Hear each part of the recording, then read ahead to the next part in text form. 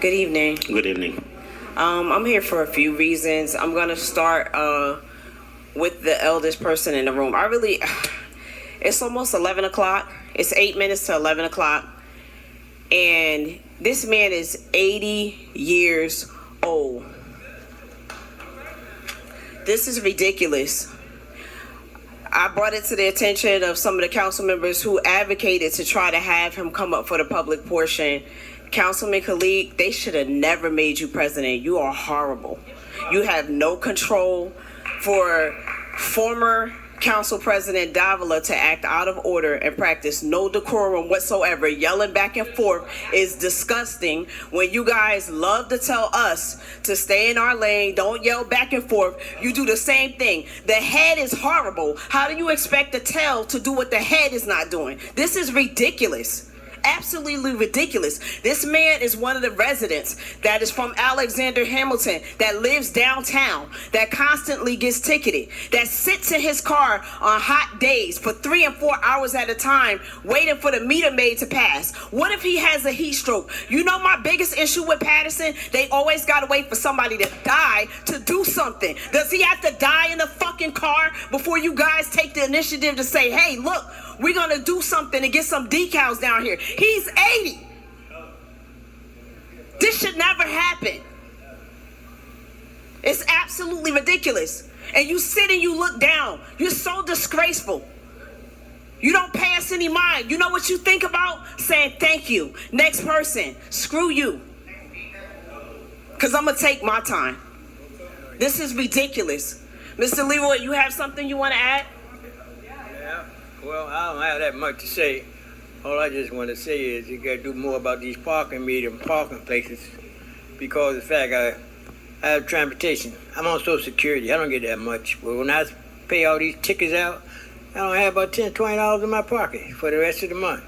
I just want to know where you get a parking place and not getting these tickets out, but I don't have no parking meter in the area where I live at. Can't park in the parking lot. They charge you an arm and a leg. So I'm suffering, waiting for the ticket lady to go by so I won't get no ticket, and I wind up one anyway, 3 or 4 of them. I spent almost half of my money I had for myself on tickets. So that's why I'm going to try to get some kind of resolution where you can get maybe a sticker or something you put in the window for the senior citizen. That's all. Yeah, just make a sticker for like you do for the inspection sticker for senior citizens so we can bypass all these ticket money. That's all. And that was the nice version.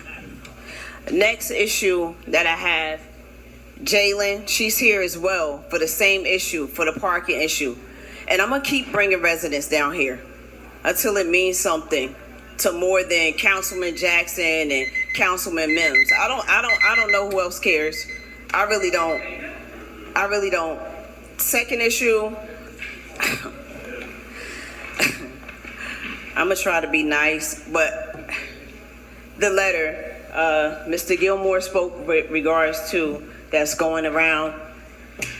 Pastors, please get it together. You guys should not be worried about the affairs of what's going on with the mayor or the business administration when you don't even have the faculties to go out into the public and witness to people, but yet you can tell them, bring you all the tithes into the storehouse and that there'll be meat in my house. But in the meanwhile, we got people like Mr. Leroy that's hungry. We got people that's going homeless left and right. And that's not every pastor. There's always one bad apple in the bunch that'll make you look at the whole tree as being polluted and poisoned. You can't offer me filet mignon and put shit on it and tell me it's okay. It's not okay.